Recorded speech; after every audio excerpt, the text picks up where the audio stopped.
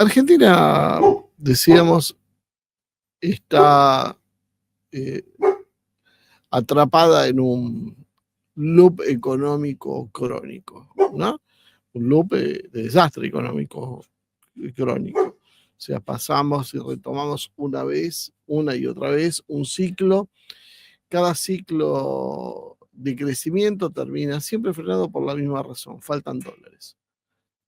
A veces estos son diagnósticos que parecen un poco técnicos, faltan dólares, bueno, qué macana y qué hacemos, pero las cosas no pasan por casualidad. Primero vamos a tratar de explicar muy sucintamente cuál es el problema. Faltan dólares, como faltan dólares, ¿qué pasa? Hay presión sobre el tipo de cambio, se produce una devaluación, la devaluación desata mayor inflación, la inflación trae aparejado un ajuste. Y este es el ciclo que se repite una y otra vez, ¿no? Van cambiando los gobiernos, cada gobierno entra en alguna parte y le toca hacer algo, pero el ciclo va a recomenzar una y otra vez. Entonces debe que hay primero una restricción externa que es permanente, que tiene que ver con la estructura productiva de la Argentina. Argentina exporta básicamente materias primas. Fíjense que son muy pocos los productos con alto valor agregado. A veces parece absurdo, ¿no? Pero no conseguimos, teniendo un alimento, un país rico en, primero, un territorio con un clima bastante benigno. Tenemos todo tipo de cereales, tenemos ganado, tenemos abundancia de agua potable y no conseguimos vender, por ejemplo, un producto cárnico terminado que requiera, fíjense de lo básico que estoy hablando, que requiera, por ejemplo, que no sé, que esté en un envase, que tenga un proceso para la producción determinado, que tenga impresiones en las etiquetas, que se le agregue algo, no, vendemos poroto de soja. O sea, la incapacidad con la cual creo que nos movemos es hasta ese punto.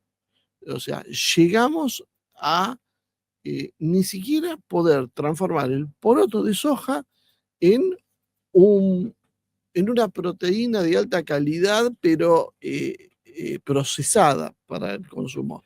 Imagínense lo lejos que nos queda, no sé, fabricar vehículos como hace China.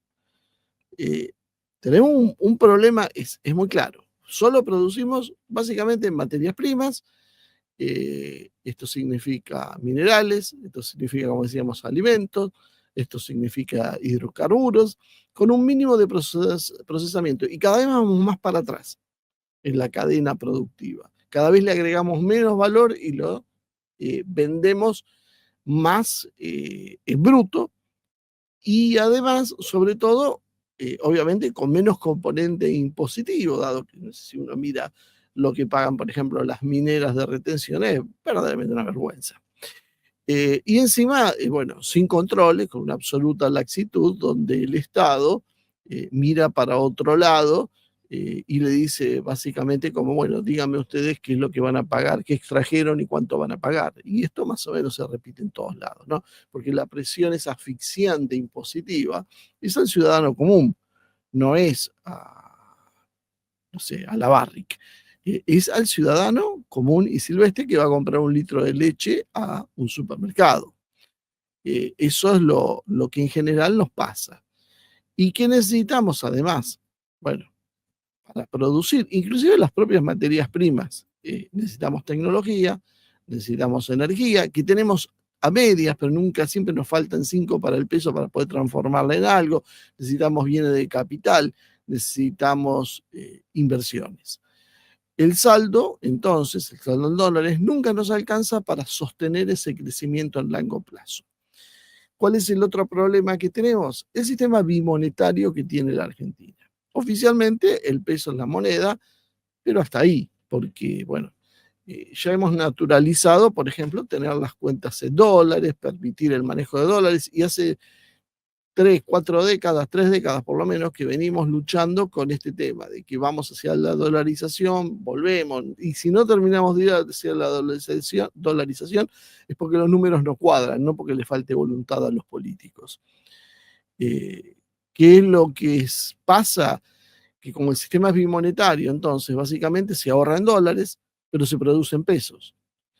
No existen entonces créditos a largo plazo que sean virtualmente posibles. El ahorro interno que se produce, aún así, a pesar de todo lo que vengo describiendo, se produce muchas veces cantidades significativas que se fugan en dólares, no se vuelca a la inversión. Todo esto además que genera una inflación estructural. No es solo por la emisión, como nos quiere decir la ortodoxia económica, tiene que ver con la inercia, con las expectativas, perdón, la puja distributiva e inclusive la cartelización, porque si yo no tengo ofertas, si yo permito que un puñado, dos, tres, cuatro tal vez empresas concentren un nicho de mercado que sea indispensable para el resto de la sociedad, evidentemente voy a tener una constante inflación porque esas empresas pujan por tener mejores recursos. Es tan simple como eso, desconocer eso y decir que todo es causa de la inflación, bueno, es una mentira muy útil para determinados planes.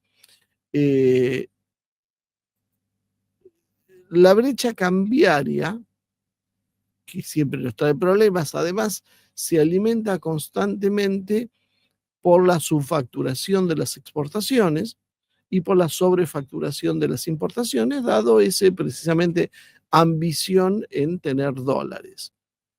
La deuda externa se ha transformado en un collar de sandías, es impagable, es creciente, excede nuestras capacidades. Se toma constantemente entonces deuda nueva para pagar intereses viejos, se permite y se acepta la capitalización de los intereses. El FMI, o hay veces con gobiernos como el actual, ni siquiera hace falta el FMI, porque esto ya se ha hecho carne en la política económica argentina y sus representantes, nos somete el país a un ajuste permanente. Cada pago que hay que hacer, como se hace achicando salarios, jubilaciones y restringiendo la obra pública. Hoy hemos llegado ya a algo, podríamos decir, récord en ese sentido, porque además la obra pública y pagar menos salarios y jubilaciones es obviamente lo más fácil que se puede hacer. Si yo quiero achicar el gasto, bajo eso y punto. No requiere que sea un Estado más eficiente, no requiere que optimice los procesos, no requiere absolutamente nada. Solo un poco de crueldad y poca conciencia. Con la obra pública estrangulada, ¿qué es lo que pasa? Pues fíjense, son todos pasos lógicos lo que estoy diciendo, no estoy inventando nada que sea opinión personal. Esto es lo que pasa y que sabe cualquier argentino que pasa. Con la obra pública entonces pisada como está ahora, se recorta porque, como decíamos, es el gasto más fácil, y sin inversiones entonces no tenemos caminos, no tenemos energía, no tenemos puentes, no tenemos ferrocarriles, no tenemos capacidades logísticas a un costo competitivo, lo cual hace muy difícil que se pueda competir con cualquier producto argentino. Si además le estamos sumando el altísimo costo de la energía, bueno, evidentemente las posibilidades de producir es muy difícil. El sistema impositivo termina por complementar esta historia. Los impuestos argentinos son distorsivos, funcionan en cascada, es decir, IVA, ingresos brutos, tasas municipales, todo se va sumando y termina pagándolo finalmente el consumidor, que ya venía con el salario ajustado y que además venía traccionado por los costos de los servicios. Se castiga la formalidad, cualquiera que vive en la Argentina sabe que tener una actividad en blanco, un monotributo, tener un empleado o tener una pyme, es un castigo, porque es absolutamente imposible de pagar los costos, porque como la estructura impositiva es regresiva y no se cobran los impuestos a quienes más ganan y se le cobra a los pocos que producen, bueno, obviamente la carga es absolutamente excesiva y esto produce esa distorsión que hablábamos. Entonces se castiga de esa manera la formalidad y se termina favoreciendo la informalidad. Por eso en la Argentina hay una economía paralela tan grande como la economía blanqueada, y esto es una cuestión que viene de décadas y décadas, y todo el mundo sabe que es así. Y en el mercado laboral y en todos lados funciona igual. ¿Por qué? Porque se hace virtualmente imposible sostener los impuestos oficiales que se cobran para pagar, por ejemplo, entre otras cosas, esa deuda externa. Entre otras cosas, cuando a nosotros nos dijeron que la cuestión era cobrarle a la casta, por los políticos. Es cierto, hacen verdaderos desaguisados, bueno, viven a costilla de los que pagan los impuestos, es decir, de toda la sociedad, son parásitos, son incompetentes y son corruptos. Todo eso es cierto, pero no son el problema más grande. Los números que manejan, comparado con lo que se va a pagar, por ejemplo, de deuda externa, bueno, hay un abismo. O sea, por más que vos ajustes a la clase política, tampoco vas a poder pagar la deuda. El problema es más profundo y más complicado. La presión tributaria, entonces, que constantemente intenta recaudar para pagar esa deuda que estábamos hablando, ¿qué hace? Desalienta precisamente la inversión productiva. ¿Quién va a invertir en estas condiciones? Con un mercado, además, que se va achicando, porque el mercado de consumo cada día es más chico, es más pequeño por esa presión constante que hay sobre los ingresos.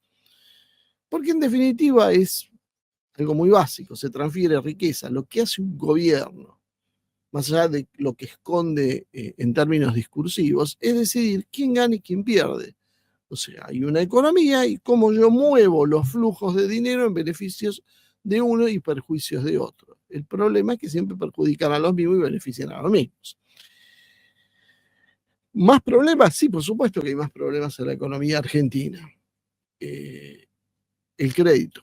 El crédito es absolutamente inexistente. Hoy estamos hablando de tasas del 80%, ni hablar de financiar una tarjeta, o algunos bancos creo que están cobrando hasta el 300% por créditos personales.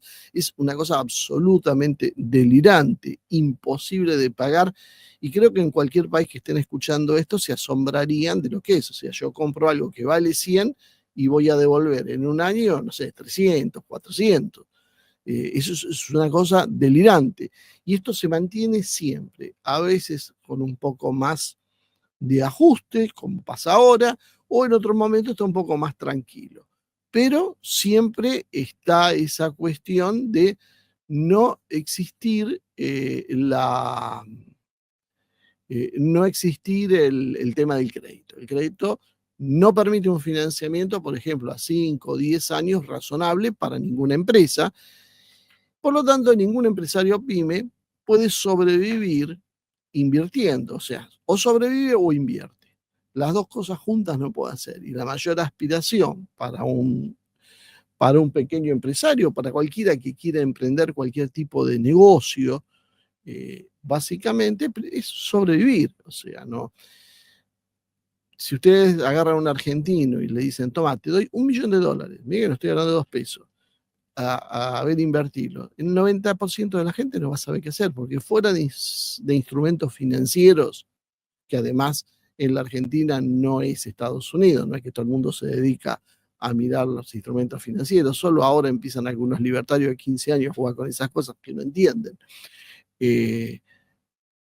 No hay otra capacidad, no hay otra posibilidad. O sea, no hay ni comercios, ni empresas, ni producciones que vos me digas, agarro, pongo $1.000.000 y con eso me garantizo un medio de vida de acá hasta que me jubile. No, eso no existe en la Argentina. Ese $1.000.000 es muy probable que te lo vas a terminar perdiendo en un par de años, depende de la inversión que hagas, cómo la manejes y demás. Pero es muy difícil, es casi como encontrar una pepita de oro, detectar dónde invertirlo. Bueno, imagínense que entonces qué posibilidades hay de que alguien que juntó unos pesos, que tiene acceso a algo, se anime a una inversión, sobre todo que dé trabajo, que sea productiva, que genere riqueza. No hay mucho para hacer. ¿Por qué? Porque todo el sistema está pensado para la inversión financiera. La matriz productiva entonces primarizada, exporta lo básico e importa lo complejo. No hay agregación de valor y se depende de los precios internacionales de los commodities. Entonces tenemos una época floreciente, por ejemplo con Kirchner, cuando la soja llegaba a $600, pero cuando la soja bajó, se desplomó todo. O sea, dependemos de los precios internacionales, donde por supuesto no somos formadores de precios internacionales, apenas en algunas áreas podemos influir, pero en general el precio internacional ya está complicado inclusive por otras cosas, porque ese precio internacional está sujeto a lo que durante la globalización financiera fue la especulación constante de capitales.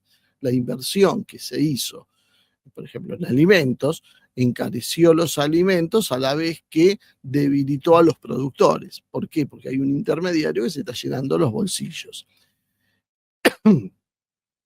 Como no tenemos obra pública y tenemos el abandono de obras de infraestructura, Argentina es un país que prácticamente no invierte en obras de infraestructura en los últimos años, prácticamente no se ha hecho absolutamente nada. O sea, no hay un puente, no hay, bueno, mucho menos un tendido de un ferrocarril, no hay un tren de alta velocidad, no hay ampliaciones de autopistas. O sea, todo se hace muy, muy a cuentagotas y cuesta mucho mantener, más bien se deteriora lo que hay.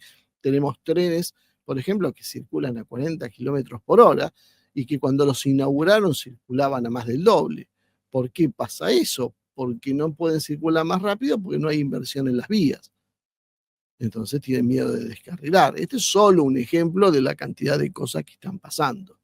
¿Eso que produce? Fletes internos caros porque hay una infraestructura deficiente. Ustedes se creen que los chinos cuando hacen trenes de alta velocidad por todos lados y ahora buscan un sistema de hiperloop y cuando generan puertos automatizados, lo hacen porque están aburridos y no saben en qué gastar la plata.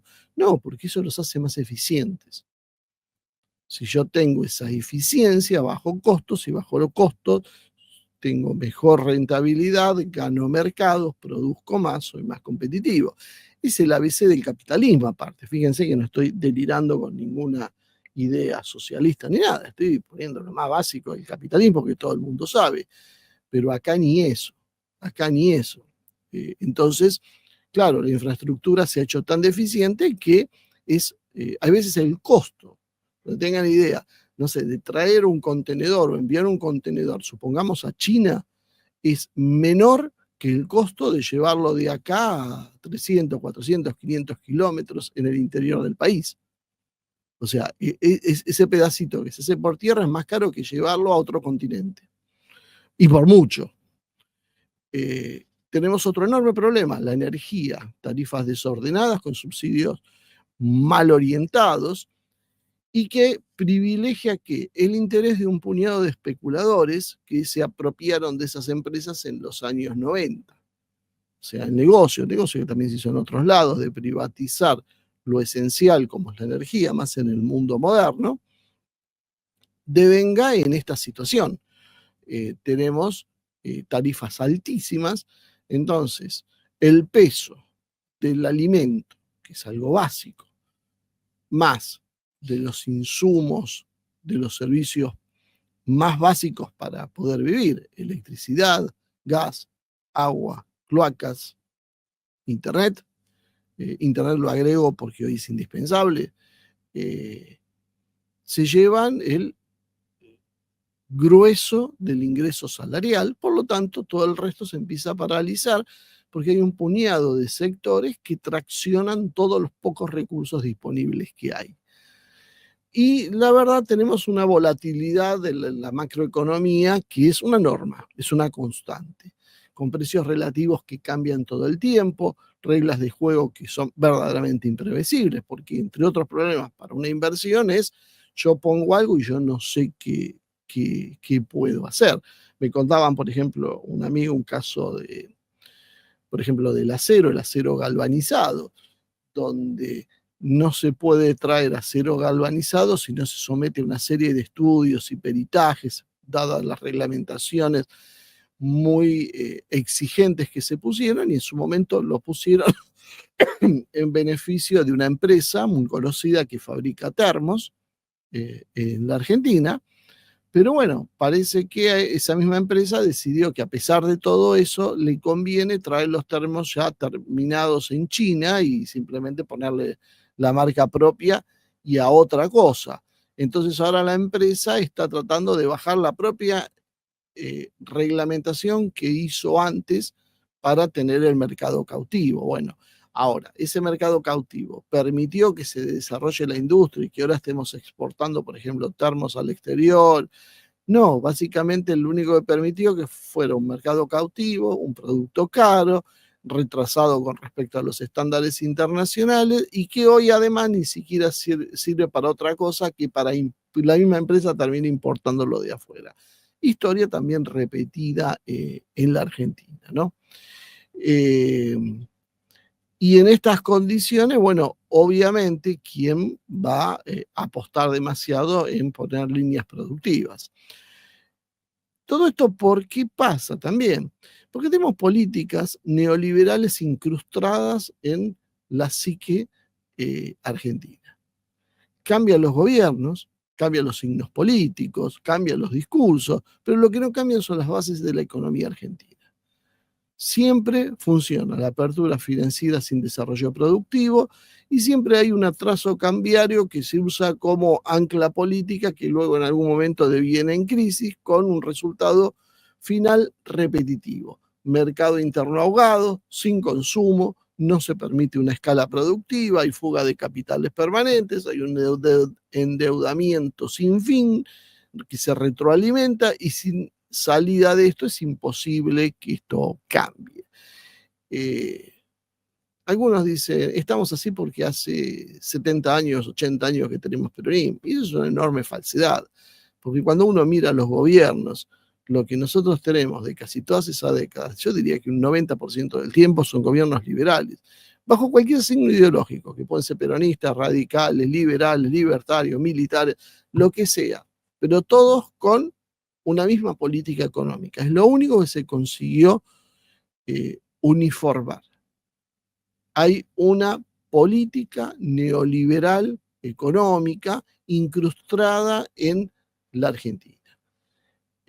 Cualquier analista económico, cualquier académico, cualquier periodista relacionado con la economía, cualquier medio económico, cualquier gran empresa, todo solo acepta una visión de lo que hay que hacer, que es la neoliberal, ¿no? La que venimos describiendo como modelo. Y lo peor es que hace décadas y décadas que viene fracasando una y otra vez, pero siempre el mensaje es: no se hizo bien, no se hizo con la suficiente determinación, hace falta ir más profundo, hace falta ir con más decisión, hay que ser más duro en la aplicación de las medidas. Y se vuelve a intentar una y otra vez. Entonces nosotros, por ejemplo, lo tuvimos estos con Martínez de Oz, lo tuvimos en parte con Alfonsín, lo repetimos con Menem, lo volvimos a tener con De la Rúa, finalmente tuvimos un estallido tan grande que solo eso nos acomodó un poco las cuestiones. Los primeros años con Néstor Kirchner más o menos se hizo una política de mucho más sentido común. Se puso básicamente las cosas más básicas que había que hacer en la economía y la Argentina empezó a crecer a tasas cercanas al 10%. ¿Cuánto duró? 4 años, 5 años. Después de eso, ¿qué es lo que pasó? Otra vez volvimos a las mismas recetas neoliberales. Con lo mismo, es más, con la mujer del mismo presidente, que tenía el mismo apellido. Porque las políticas fueron más o menos lo mismo. Por supuesto, ¿qué pasó? Fracasaron. Bajó el precio de la soja, no cerraron los números, empezaron a haber malestar, más allá de las acciones políticas, la propaganda y todo eso que también es cierto que colabora, y lo reemplazamos por un macrismo que viene a ser un menemismo reforzado y con menos vuelo todavía, que termina por producir un endeudamiento. Cuando la Argentina más o menos se había desendeudado en dólares, volvió a endeudarse mágicamente porque a Macri le parecía que era muy buena idea no tener deuda en pesos y tener deuda en dólares, porque decía que la tasa era más barata en dólares. Claro, sí, pero eran dólares. ¿Y después de dónde sacás los dólares si vos imprimís pesos, no dólares? Resultado, todo estalló. Y vino Alberto Fernández, que bueno, continuó la política de su antecesor, es un tema de maquillaje, pero con esa historia de siempre hace falta más determinación y hacerlo más a fondo y no alcanzó con lo que hizo Macri, vino Milei, que en definitiva prometió luchar contra la casta, pero lo que estaba haciendo era volver a traer la misma gente que había rodeado a Macri y que mucha se había quedado con Alberto, y si no se había quedado con Alberto, por lo menos lo que había hecho era dejado sus ideas, porque a veces cambian las caras, pero las ideas son las mismas, y bueno, ya estamos viendo que otra vez estamos nuevamente en el mismo círculo. Entonces, acá es donde viene el tema, creo, más importante, ¿no? ¿Por qué estamos así? ¿Esto es solo un problema económico? Y uno debería preguntarse, uno puede tomar un modelo económico determinado, el modelo económico fracasar, y lógicamente en cualquier país del mundo, cualquier sociedad del mundo, ¿qué haría? Rectifica, corrige. Nosotros no. Repetimos lo que se hizo antes. Y si alguien, por una de esas casualidades, como decía en ese periodo del primer gobierno de Kirchner, intentaba salirte de ese esquema y conseguías buenos resultados, ¿qué haces? En cuanto podés, volvés a aplicar las políticas que antes fracasaron. ¿Y qué pasa? Vuelve a fracasar. ¿Por qué entonces vamos con decisiones que se toman siempre en el mismo sentido? Porque ese es el gran problema que tenemos. Hay una continuidad en el esquema. Gobierne quien gobierne, las bases económicas, como decíamos, no se cambian. Las políticas van a ser de ajustes sobre los salarios, siempre nos van a decir que no hay plata, ajustes sobre las jubilaciones y ajustes sobre la obra pública. Variará la forma en que se hace, variará la profundidad con que se hace, pero en definitiva el mensaje siempre es el mismo. No hay plata, tenemos que ajustar, gastamos mal. Siempre se va a beneficiar un mismo sector, el financiero, y el exportador concentrado. Siempre. Sea el gobierno que sea, hace décadas y décadas y décadas que hay un sector ganador, el sector financiero y ese pequeño sector que exporta, bueno, los pocos bienes que por sus características, dado que son mercados muy grandes y muy voluminosos, por ejemplo, el mercado de los cereales, lo que esto significa es que se permite que sean muy pocos los que trabajen en ese mercado porque hace falta inversiones de una envergadura que están fuera del alcance de la inmensa mayoría de los argentinos.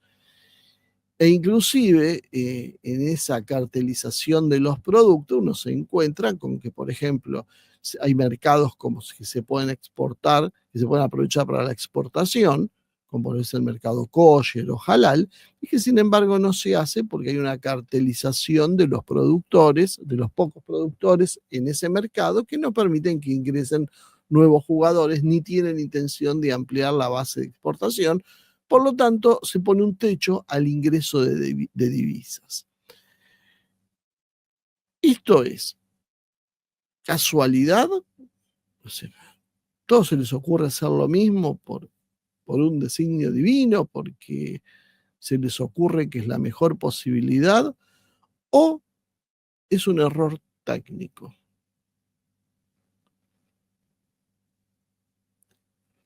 Si un patrón se repite durante décadas, endeudamiento, fuga, ajuste, etcétera, ¿no? Esto que venimos diciendo hasta ahora. ¿Cuál es la conclusión obvia? Que hay intereses concretos que se benefician. No puede ser que una y otra vez se repitan los mismos errores con los mismos resultados, con los mismos ganadores, con una profunda concentración de riqueza, con la destrucción de la clase media, y que esto se vuelva a repetir más adelante y se vuelva a repetir cada vez que la economía estalla y obliga a un modelo de equilibrio. Ese modelo de equilibrio se vuelve a boicotear internamente para que ganen de vuelta los mismos. Evidentemente, hay una intencionalidad en esto. Hay intereses muy concretos que se mueven detrás.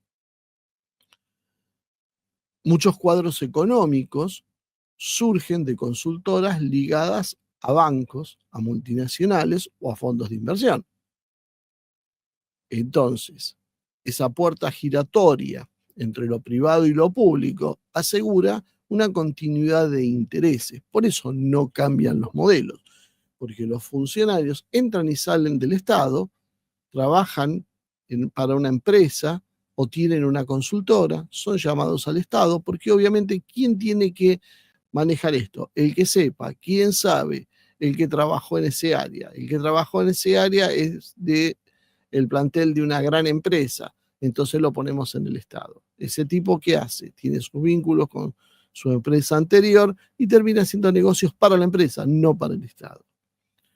Por eso siempre estamos con el mismo problema. Y no hay ningún incentivo para romper este esquema, dado que cuando alguien intenta romper este esquema de beneficios, donde las grandes corporaciones, los grandes grupos ganadores de esto, la banca, los grupos financieros, los exportadores concentrados, los que manejan la energía, quieren cambiarse, uno quiere poner, no sé, supongamos un secretario de energía que no provenga de eso y que no haga negocio para los actuales proveedores, uno se va a encontrar con un aislamiento político y sin financiamiento alguno, básicamente para que eso no se haga. Como tenemos un sistema tributado sesgado, con una altísima presión sobre el consumo y el trabajo, como decíamos, IVA, aportes. Fíjense lo demencial. Nosotros a veces no nos podemos parar a pensar algunas cosas. El impuesto al trabajo. Un trabajador tendría que estar en blanco y no tendría que aportar de su salario un impuesto. No puede ser que un tercio de su salario se dedique a pagar impuestos. Se paga para poder trabajar. Ni hablar del monotributo. Un monotributista paga literalmente para trabajar. No importa si produjo, si vendió, si ganó, nada. Paga, no sé cuánto está pagando ahora un monotributista, depende de la categoría, pero paga, no sé, una cifra relativamente considerable para los patrones argentinos, simplemente para poder trabajar. Y cuando vos tenés esta presión tan alta, nadie, como decía, se pregunta, pero ¿no sería mejor entonces que ya que estamos siempre luchando contra el desempleo, saquemos los empleos hacia el trabajo?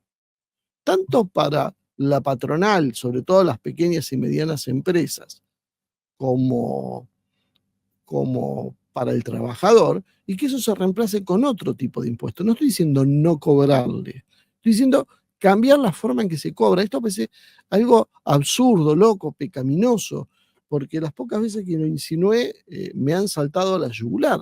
Pero la verdad es, no cobremos impuestos al trabajo, porque necesitamos generar trabajo, necesitamos que la gente emplee y cobremos esos impuestos, por ejemplo, el sistema financiero, que sabe Dios por qué termina por siempre estar exceptuado.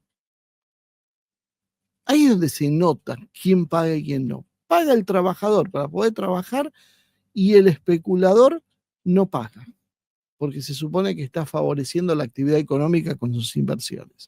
¿Se entiende cuáles son los problemas de base? ¿Yo solo lo veo esto? No, por supuesto que no lo veo yo solo. Entonces, ¿por qué no lo cambian? Por los intereses, porque hay intereses creados para eso. Y esto además genera espacios de evasión y de ilusión.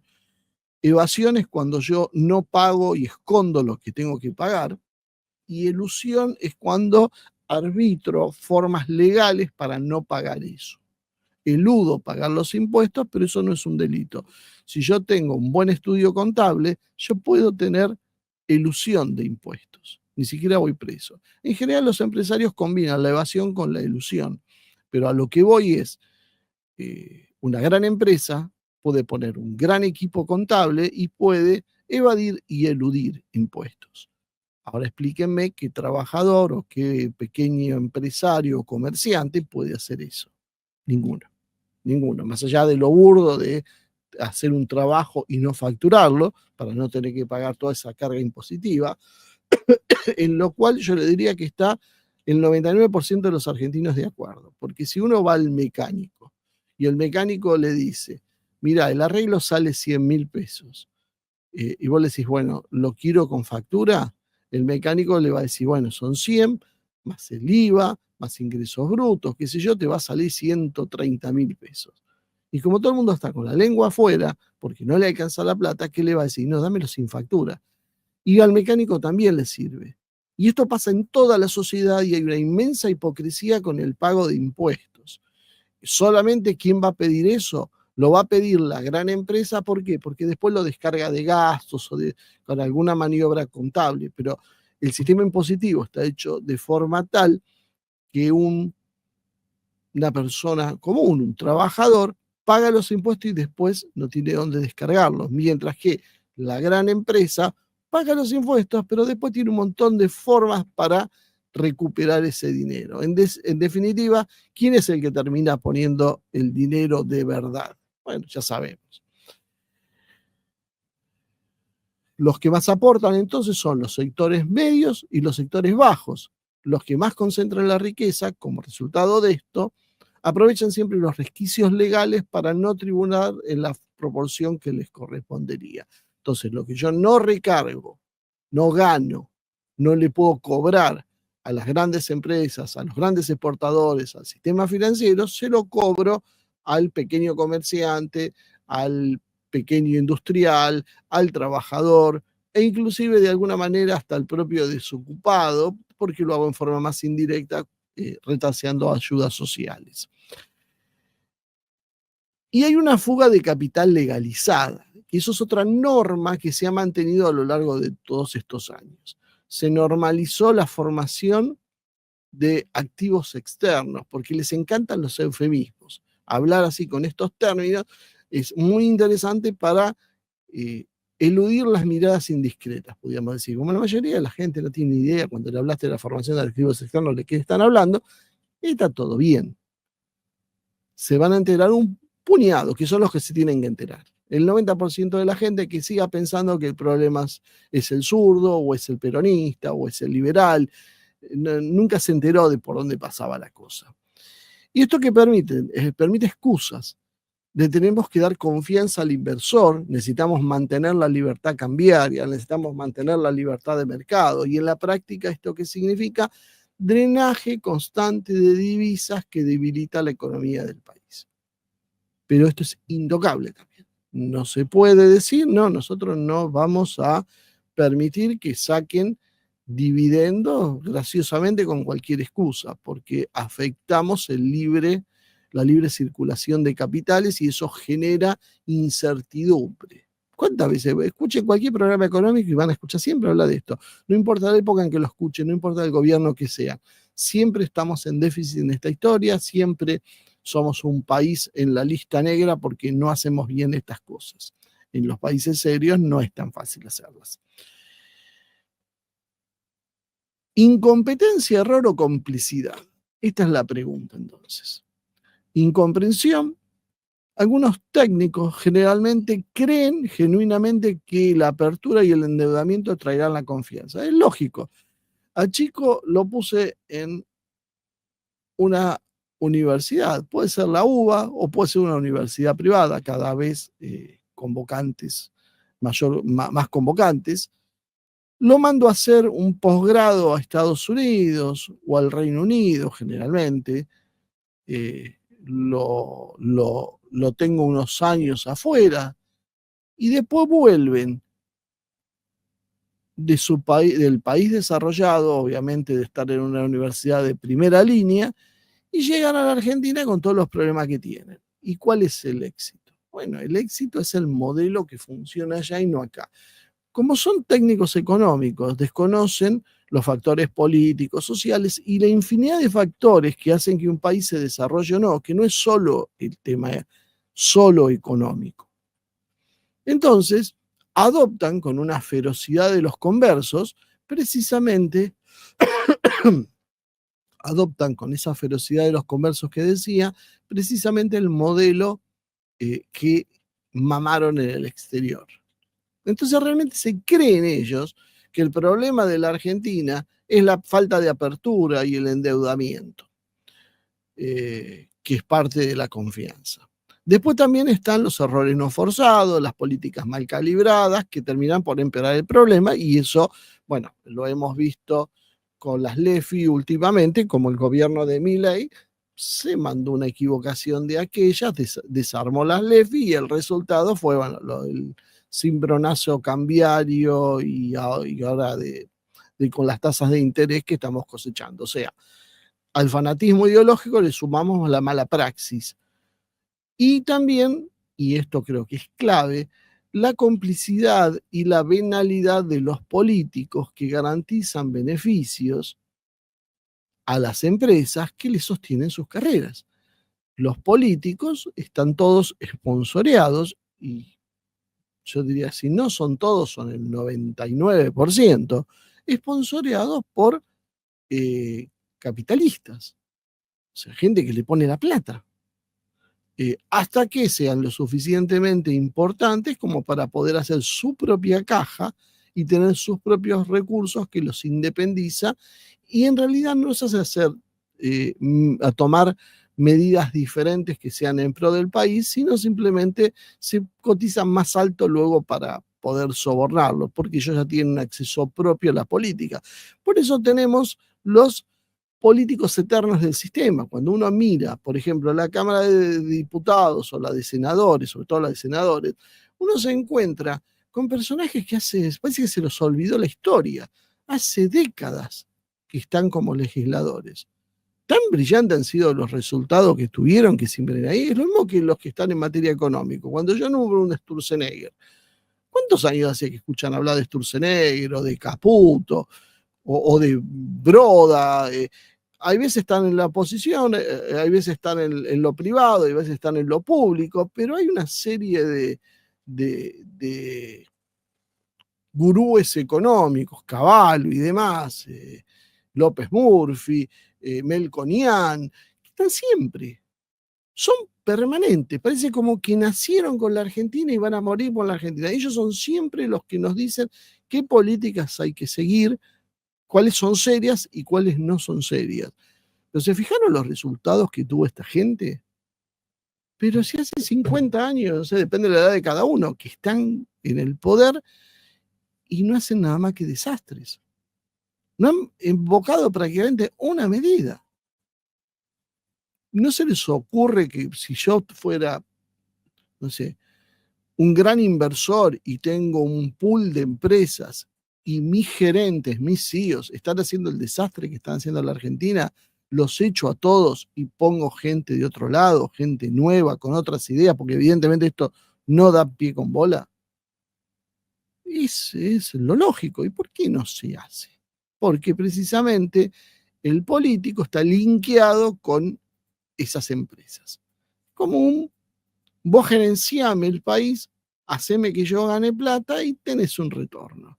Te mantengo en ese poder para que vos estés. Es una cosa de, vos tenés que tener tus méritos para llegar, pero yo después avalo el sistema en general. Es un sistema cerrado de toma y daca entre políticos y empresarios. Por fuera, el 90% de la sociedad.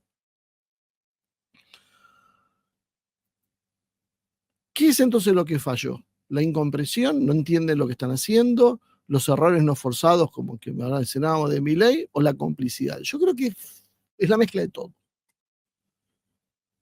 Es un poco de cada cosa, es una mezcla, porque es un sistema que está diseñado para beneficiar a unos pocos, donde la ignorancia y la corrupción terminan por comentar la situación. La... Ah, estoy pensando si vengo muy lento y tendría que apurarme. La consecuencia política es un costo que va a pagar la sociedad con la caída del poder adquisitivo, la precariedad y la falta de futuro. La bronca social se termina canalizando entonces en nombres y partidos, pero sin alterar la lógica de fondo. Una pequeña postilla. Si ustedes ven, por ejemplo, la última encuesta de, ¿cómo se llama? Vilca, no me acuerdo, una encuestadora, es muy llamativo porque muestra el desgaste, Milei, lo que pasó, lo que lo quieren, todo bien, muy detallado como suelen hacer en las encuestas, porque son súper profesionales ellos. Pero hay un pequeño problema. En la encuesta todo el mundo dice que está como un 95%, o está seguro que va a ir a votar o casi seguro. Era, sí, no, un 90% más o menos, porque más o menos era un 10% que dudaba se iba a votar. Las últimas elecciones hubo como un ausentismo que llegaba, superó creo que el 40%, ¿no? Tenemos prácticamente que 4 de cada 10 no van a votar en las elecciones anteriores. Y ahora las encuestadoras, en vez de reflejar un aumento en el descrimiento, porque muchísima gente que votó a Milei no lo quiere a Milei, pero tampoco va a votar lo anterior, simplemente nos dicen que prácticamente no hay gente que no va a ir a votar algo, que la gente se divide entre los que están a favor o en contra de Milei, y hacemos toda esa discusión, pero nadie saca los pies del plato. Se nota como esto es algo armado, como esas encuestadoras son para sostener al sistema, porque cuando no hay elecciones, sirven para decir qué piensa la sociedad. Y toda la clase política y todos los medios de comunicación repiten lo mismo. Si esas encuestadoras estarían diciendo que 2/3 de la gente no quiere ir a votar, habría una enorme alarma, todo el mundo diría, ¿qué está pasando? No, entonces las encuestadoras nos dicen que está todo bien. Está todo bien, no hay que preocuparse y ni se les ocurra no ir a votar o votar en blanco, porque te das cuenta que no lo hace nadie. La gente elige o vota por Milei o vota por el kirchnerismo. Pero no hay otra cosa para elegir. Esa es la complicidad y ese es el sistema que alterna, que nos hacen creer que son distintas opciones, pero es todo lo mismo. Y esto lo que va a terminar generando entonces es esa sociedad descreída con un costo social que mencionábamos que se canalizaba cambiando partidos políticos y cambiando nombres de candidatos, por lo menos eso es lo que se intenta, aunque tal vez veamos una abstención mayoritaria con respecto a otras épocas. Y por eso vemos como cada crisis económica se transforma en una crisis política. Este ciclo entonces se va a volver a repetir, se va a volver a hablar de un cambio de gobierno. Estamos viendo ahora, puede ser un golpe palaciego, ¿no? Que vendría a ser internas políticas en el Congreso que terminan por desplazar al presidente, una pueblada, o sea, un estallido social que fuerza un cambio de gobierno, o una catástrofe electoral, ya sea que pierde por mucho las elecciones el oficialismo, o tal vez veamos, espero, algún día, que la gente le dice basta a este sistema. El libreto entonces se va a volver a reiniciar con otros nombres, pero con el mismo desenlace. El efecto sobre la sociedad es que la gente común percibe que nada va a cambiar. Por eso hay esa desmoralización y ese descreimiento. La gente dice, gobierne quien gobierne, a mí no me afecta, es todo lo mismo. Tanto fracaso reiterado produce desilusión y la desilusión termina forzando la apatía. Hoy la gente no está con ánimo rebelde, no estamos viendo, cuándo viene el levantamiento, cuándo viene la revolución. Y eso que la Argentina siempre fue un país muy díscolo. La gente simplemente está con la idea de no se puede hacer nada. ¿Cómo se puede traducir eso? Como decíamos, gran desinterés por la política tradicional, la gente no le cree a nadie y sobre todo no le interesa y no es tema de conversación. Probablemente los que están mirando este programa, los que van a ver este video, no es el caso, pero la inmensa mayoría empiezan a mirar a su alrededor, la gente que conocen, la que se cruzan en el supermercado, en el almacén, en donde vayan a trabajar, en lo que sea, y van a ver que no, que uno a veces se asombra, digo, pero ¿cómo uno llega y la gente está hablando de temas que sí? Bueno, lamentablemente es fruto de esto, es la desilusión y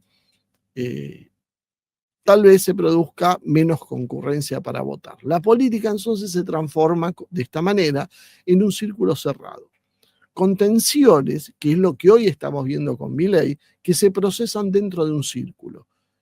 ¿Qué círculo es? Políticos profesionales, medios de comunicación, operadores y encuestadores, y una mayoría social que mira de lejos o directamente ignora lo que pasa. Las mayorías están ausentes, no participan activamente ni en debates ni en movilizaciones. Fíjense que la primera movilización que le hicieron a Milei con la marcha universitaria, después la de la comunidad LGBT, nosotros planteamos que no movilizaban a nadie, era solo aparato. Bueno, fíjense, es eso, solo aparato, solo ese puñado politizado, que encima tiene tan pocas luces o es cómplice que cree que en una marcha por los derechos LGBT es como va a canalizar el repudio hacia el gobierno de Milei. O sea, uno no sabe si son tontos o se hacen. Las mayorías, entonces decíamos, no participan en promesas, no participan en los programas. ¿Qué hacen? Se refugian en la vida cotidiana, en la economía de la subsistencia, en la informalidad, en ir a ver un partido de fútbol, ver cómo salió la carrera de TC, mirar a Colapinto en Fórmula 1 o ver lo que hace los influencers actuales. Pero no pasa mucho de eso. Y esta ausencia de mayorías, debilita la posibilidad de un cambio real.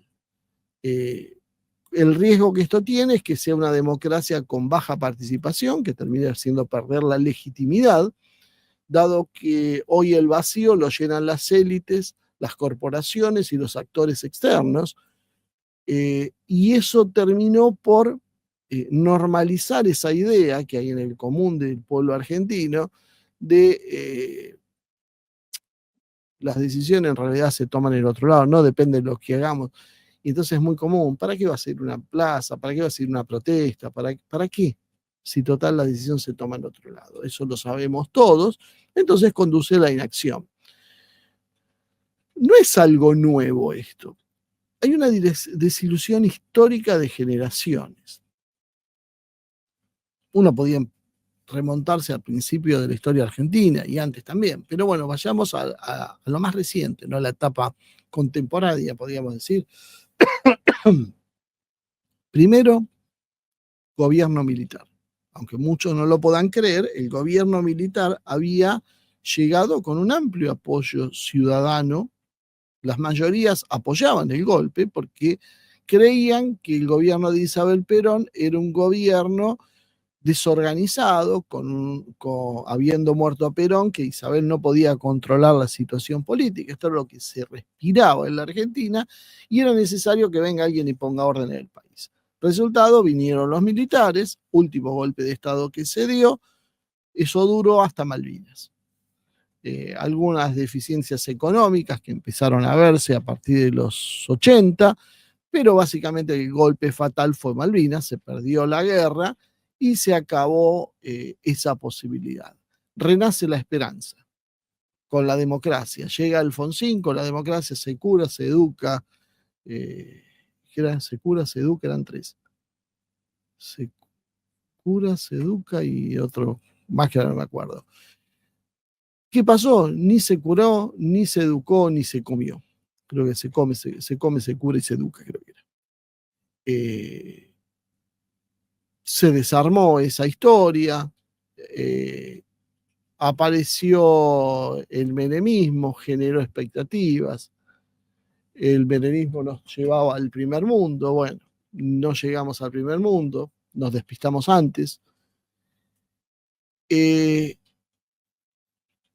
Vino el estallido del 2001, ya ahí la gente mucho no creía, pero aparece el gobierno del kirchnerismo que mencionaba, se empiezan a generar algunas expectativas, por algo Cristina llegó a ganar con el 54% de los votos, hoy impensable para un presidente, pero apareció algo de a poquito que no vimos venir, que fue la grieta. ¿Se acuerdan cuando empezaron a hablar de la grieta? la grieta básicamente es la herramienta para dividir y entretener a la sociedad. Fíjense que antes se fueron dando episodios que fueron rompiendo la sociedad y generando cambios de gobierno, pero ahora se necesitaba algo más profundo, que sea estable. Sirvió básicamente para un ciclo de descontento de largo tiempo, porque desde que comenzó la grieta hasta ahora llevamos como 20 años y no logramos salir. El problema es que la grieta ya no convence, porque la percepción mayoritaria no es que el problema son los kirchneristas o que el problema son los macristas o macristas liberales. Fíjense que los macristas ya están desapareciendo y los kirchneristas les falta poco. ¿Cuál es la grieta de verdad? ¿Cuál es el problema? ¿Por qué están divididos ahora? Ahora cada vez ante la opinión pública, ante el ciudadano común, ante el hombre de la calle, es que son todos iguales. Empieza a ver, eso es lo que empieza a crecer. Ya no es estoy en contra del kirchnerismo o estoy en contra del macrismo. Empieza a ser, son todos iguales. El kirchnerismo generó una rebeldía administrada. Y esta es la parte de complicidad y que será tal vez seguramente polémica. Canalizó la bronca que había en la situación, porque recuerden que veníamos de la experiencia del menemismo, de la Rúa y el 2001, lo canalizó hacia un eje que eran los derechos humanos, los juicios de derechos humanos, para ser más preciso. Pero eso era un eje estéril, era un eje que desviaba la energía social hacia el pasado en lugar de proyectarla hacia el futuro. Es decir, no propuso un cambio hacia el futuro, sino propuso una mirada hacia atrás que dividía otra vez a la sociedad. Y terminó siendo lo que era esperable. Cualquier no argentino que entendiera de cómo funcionan los sistemas políticos y observaba, tenía que haber dicho eso de dividir el país no iba a funcionar. Y de hecho no funcionó, que terminó generando esa famosa grieta, alimentó esa grieta y en lugar de unir el país para reconstruirlo, como hizo Putin en Rusia, hizo lo contrario, lo dividió más. Y se desgastó. Sus ideas, las ideas del kirchnerismo, terminaron mostrando su inutilidad crónica. Pero le agregaron, y ya en un acto de desesperación y de la mano con las modas internacionales que bajaban desde Washington, el wokismo. ¿Y el wokismo qué hizo? Vació de contenido cualquier proyecto nacional que hubiese podido quedar en algún lugar recóndito. Y el resultado fue la pérdida total de credibilidad entre los que se sentían rebeldes dentro del espacio kirchnerista. Eso abrió paso al libertarismo, que se presentó como el antisistema, pero estábamos diciendo que la gente estaba toda cansada de todos, son todos iguales, porque llegó un momento en que daba lo mismo.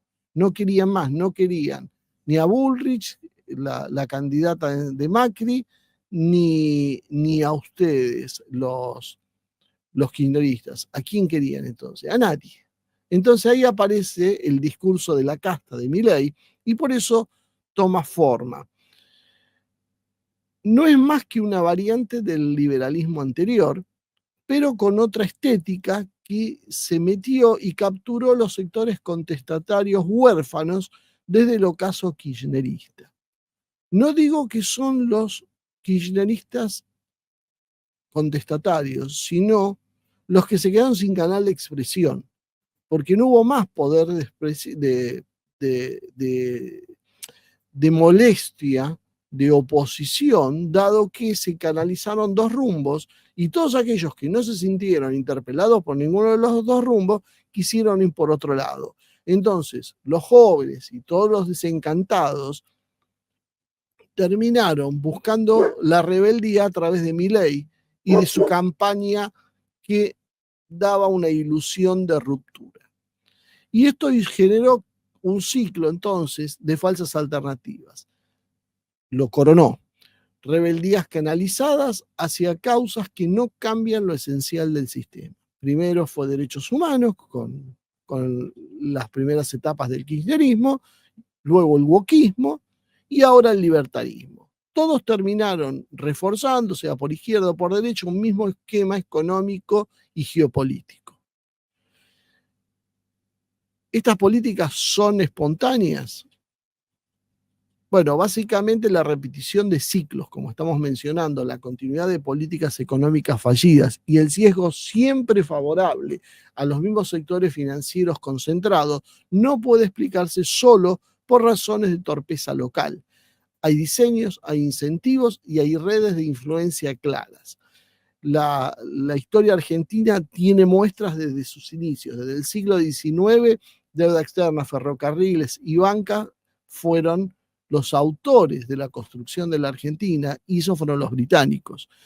Hoy el Reino Unido sigue siendo la potencia ocupante de Malvinas y mantiene una injerencia en el Atlántico Sur. Y el MI6 históricamente operó en la región con redes de inteligencia, redes diplomáticas, ONGs y fundaciones de todo color. Estados Unidos y la CIA también actuaron, el FMI no es neutral, respondió a los intereses hasta la llegada de Trump de Washington, hoy del globalismo liberal. La CIA no solo se ocupa de operaciones encubiertas, también modela élites políticas y mediáticas locales, por eso le siguen siendo fieles al Partido Demócrata. Y la doctrina neoliberal de los 70 y 80 fue impulsada en realidad como una herramienta de control tras las dictaduras desarrollistas, que podíamos calificarlas de esa manera. Y el otro actor de la política argentina, también responsable, sobre todo en el área geopolítica de nuestros problemas ahora con el mundo islámico en general, es Israel y el Mossad, con una enorme y creciente presencia en todo lo que es seguridad, inteligencia y cooperación militar, penetró en las redes financieras y tecnológicas de la Argentina, influenció culturalmente y mediáticamente con un fuerte lobby a toda la región, la conjunción de estos tres poderes externos, los principales, no los únicos, fueron claves para la formación de cuadros en las universidades, fundaciones, think tanks financiados desde afuera, medios de comunicación que legitiman constantemente esta agenda globalista y esta liberal que se repite en la Argentina. Son los que impusieron el endeudamiento como método de disciplina, el programa de asistencia que en realidad diseña marcos regulatorios a favor de empresas, corporaciones en realidad extranjeras. Por lo tanto, y ya terminando, ¿esto es espontáneo o planificado? Hay complicidad local con políticos y empresarios que se beneficiaron del esquema y lo reproducen. Pero también hay planificación. No es casualidad que estas recetas sean siempre las mismas y que en cualquier momento, cuando alguien intenta ser desviado, es castigado, es sacado de su eje. La combinación es letal entonces, porque tenemos élites locales, funcionales, a actores externos que nos marcan la cancha. La Argentina entonces no fracasa porque su pueblo sea incapaz, fracasa porque hay un modelo de dependencia planificada con complicidad interna.